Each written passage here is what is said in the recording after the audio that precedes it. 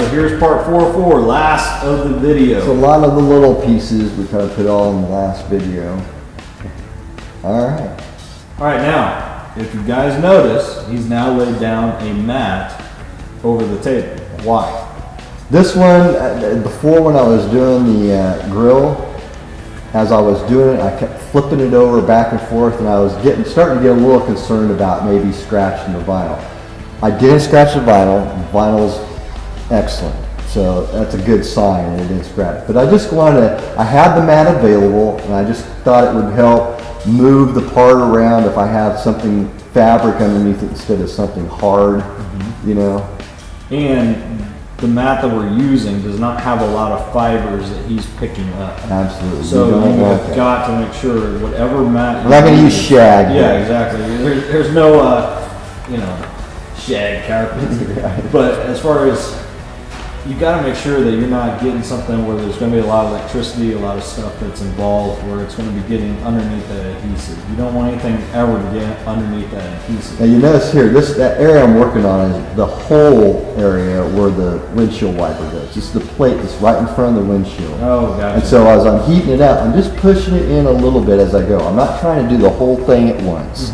You know, I push it in and I see if the vinyl starts lifting. It starts lifting, I stop. I heat it up a little bit more, push it in a little bit more. I take it very slowly on that part. You know, it looks fast here. I don't want to stress out the vinyl too much. Gotcha. So now I'm going over some of the other part, the other windshield wiper area. I always lay down the flat parts first. You know, we talked about that before. I'm starting to push in the edge.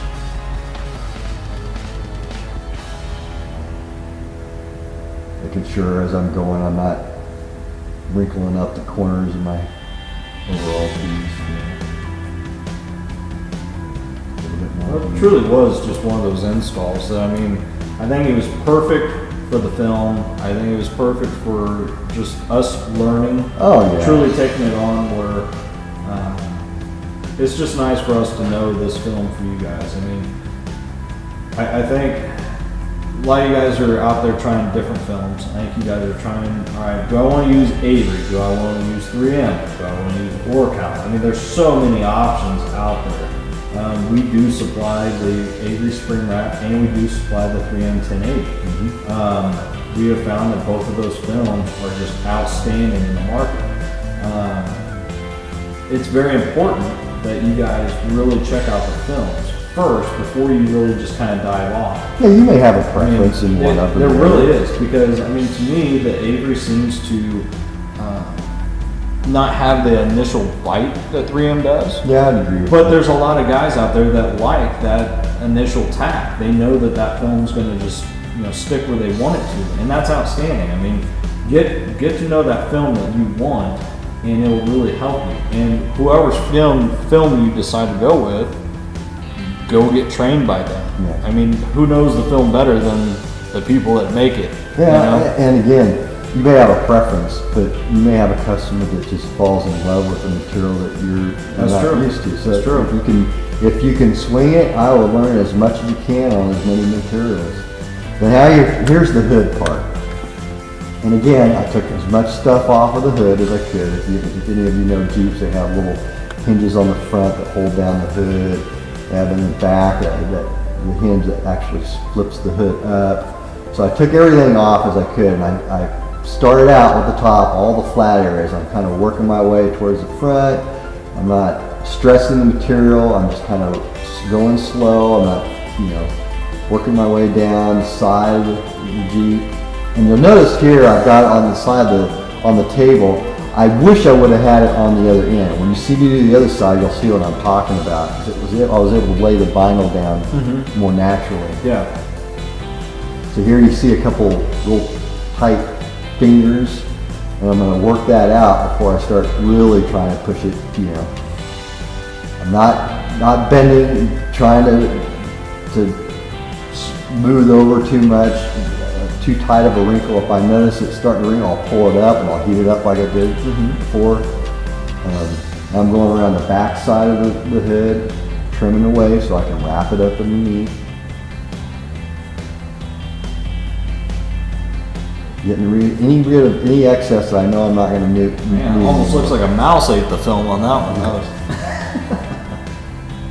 And throughout the video, you see me using different knives, and the only reason I did that is I'm learning, testing out different tools as well as I'm going through this thing. So well, and it's kind of one of those, we are looking at this is possibility of some of the tools. right. This is where it's hanging over the edge, and the final was able to swing down and lay more naturally. And I think it helped me put that side on a little bit easier and fight it. Well, and kind of going back on what you were saying with the tools and everything else, it's beyond important for us to test and try everything ourselves before we turn around and tell you guys to use it. Right. I mean, everything that we do, all of our kits, everything that we produce, we test fit. What's going to be a problem? You know, we don't want any surprises for you guys. Exactly. And we truly go to bat for you guys with the manufacturers. I mean, when you guys have issues, we go straight out there and get that taken care of. Now we're back on the tailgate. This had a lot of things I'd take off. Spare tires, door handle, you know. And it sounds like a lot, and it took me a little time. I mean, if you think about the overall time it took me to take the stuff off of this, maybe 15 minutes max, you know. And that saved you a ton of time. Oh my God, a lot of time, you know. And throughout the process, Yeah. you know, you don't, on this part, I haven't done the back corner where you see that tail light, but I removed that light. I removed that where the license plate was. I mean, it just a few bolts, you know, and you pull it off, and you know. So if you get a vehicle, you're just not sure, if you're not comfortable with taking it, like TJ said, try to find somebody and say, hey, you know, I'll give you $100 if you take all this stuff off and put it back on for me when I'm done. Because really, I mean, you guys are going, man, $100. Well, if that saves you time, I mean, time is money. Or you material that you you guys screw know up, this. you know? Yeah, I mean, that's really pennies when you think about it. And if customers really wanting that high end, I want this thing to last a lot, and you tell them up front, look, I'm going to have to take these things off to do what you're wanting here, they're going to expect a charge for that. You know, you're not just doing it for free. And you notice on this one, kind of like I was telling about the doors, I kind of left that one side open as I'm pushing that air out. Gotcha. You try to seal all that off and then try to push it down, you're going to have a giant bubble in that little cut area. Yeah. And I'm going around where the hinges are. And again, like before, when I was talking, there's caps that go around those hinges. So I'm just kind of putting them up real close. And I'll trim it off as I get it right up to it. Looks like you're getting a nice suntan there too. Yeah, the lighting was great. Beat me up. Make sure there's no wrinkles. Push it up against that hinge. Once I get out there, I'll trim all that excess off.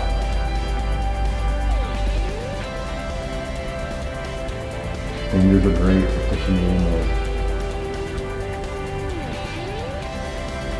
Trim all the excess. I go around the edges, I finish it up, I put the caps back on, and it look perfect. It really looks killer. I mean, and you guys have gone through, man, that thing's been on for how long now? I'm gonna say close to 6 months now. So, and I mean, it still looks gorgeous. Oh, yeah. I mean, it's one of those that it's beautiful. Now, one thing to know, a lot of guys are asking, well, how do I clean this? How do I tell my customer to clean this? pH neutral washes, okay? That is the safest thing that you can use on this. Now, we do sell Croftgate. Once again, this is throwing that in there. So timeout. Right. We do sell Croftgate. Okay, we have Croftgate cleaner and sealant. What it is the cleaner is just for your basic everyday grime and junk that gets on the car. I mean, the bird crap, all that kind of stuff. Stuff that you need to get off there pretty quick. The cleaner's perfect. Now the sealant is after you have washed the vehicle with a pH neutral wash, and it's very important you guys know that. Then you come back and go ahead and seal it. And it's very nice, it's very simple to use. it's one of those that's a great product to upgrade into your selling tools. And I'm using this product on this Jeep. And it makes all the difference. Someone said, well, why is pH neutral? Why does that matter? Well, we even looked into one of Wayne at work. His vehicle is a Ford, and it had in the actual instructions per Ford for paint to use a pH neutral soap. So if you go in with a strong pH, you could even be affecting the actual paint itself. It's just an extra cautionary thing to take. You don't, it's not a do or die kind of thing. What I've done on this Jeep since I had the wrap on is I've actually taken it to car washes. I've actually taken it through an automatic car wash because I want to see, okay, the typical person that has one of these, if they forget or they do some of these things, is it going to be the be all end all to this wrap? You know what I'm saying? So I wanted to see, and so far I haven't had any problems.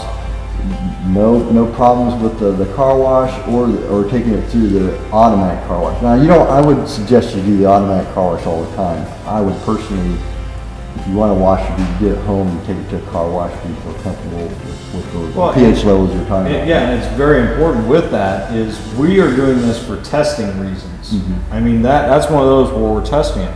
It does not mean that in your neck of the woods. Yeah, in your car wash, there might be something in that wash that actually destroys the film. Because just so you guys know, I mean, in all honesty, a strong pH can hurt the film.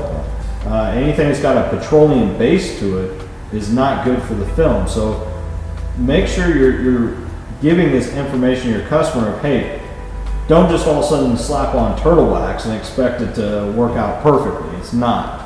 I mean, that's something for you guys to know, and that's always something to call in and talk to us on. Here I'm going around the trim, the body trim around the front windshield. Might be kind of difficult to see out of that. Yeah, it would be. Yeah, I mean, I'm just throwing it out there. It'd be kind of a cool purple tint. It would. And I didn't go all the way down because if you remember on those corners, I have those corner pieces that are going to go on top. I'll tell you, the tools. Yeah, that little tool I'm using right now, that little... Avery sells that tool, yeah. And we're looking at possibly getting those tools perfect for getting behind those gaskets. Oh yeah, those gaskets around windows, you can just kind of push that material down and it really pushes it up against the body where you want it to adhere really well. You're not just kind of trying to cram a bunch of wrinkled vinyl in there. You want a nice clean seal. Well, and that tool actually, the longer side of it is actually a small squeegee. Mm-hmm. So that's what it's made for. Mm-hmm. I mean, it's something that we really need to look at. And here I'm kind of cutting on top of the glass because I know I'm going to push that vinyl in between the glass and that bolt that goes around the windshield.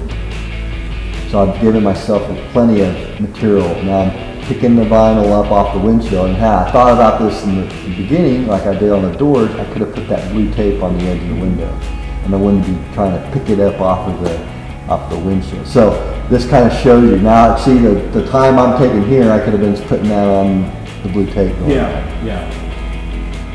I'm shoving that back in there behind there. I'm making sure it's laying down there really good. I'm using a squeegee around the corner, around the top side. Pushing it in there real nice and tight, making sure it's adhering real well, not lifting anywhere.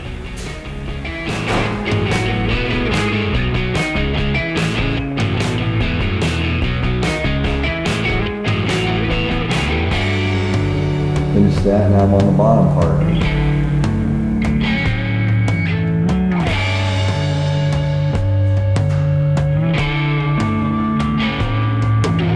See, it's all these small things that you don't really think about that really finishes it off right.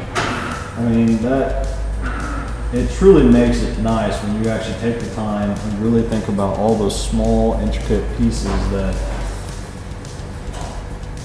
I mean, Grant, I think you should have done the whole engine compartment, Really? right? And make it look actually complete, but If I'd done it right. yeah, I mean, we'll see. I'm just kind of trim it up there.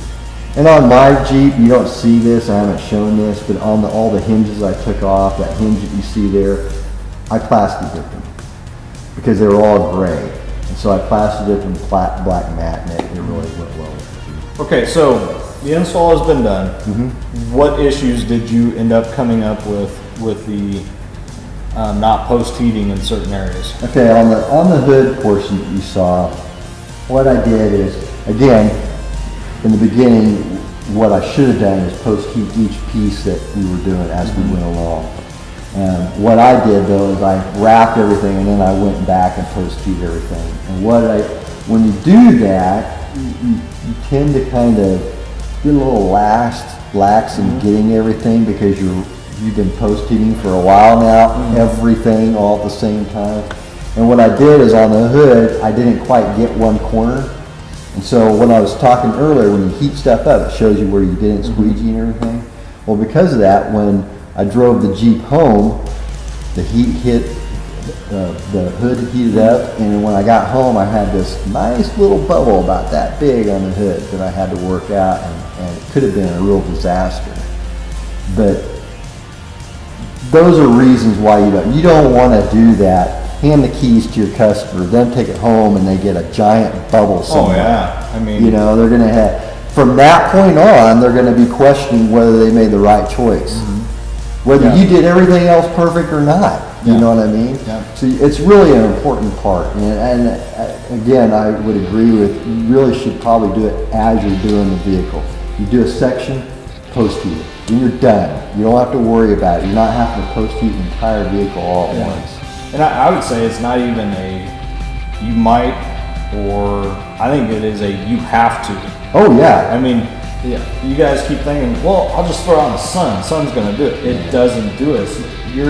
Your vehicle, I mean, summertime in Arizona or southern Texas, yeah, that vehicle's going to get hot, but it's not you actually making sure that if a bubble pops up, that you're actually squeegeeing it back down. Avery really requires you to. Yeah. You know, on those. So does 3M. And the same I mean, with 3M. it's a have to. So, as far as it goes, we hope you guys enjoyed this little series.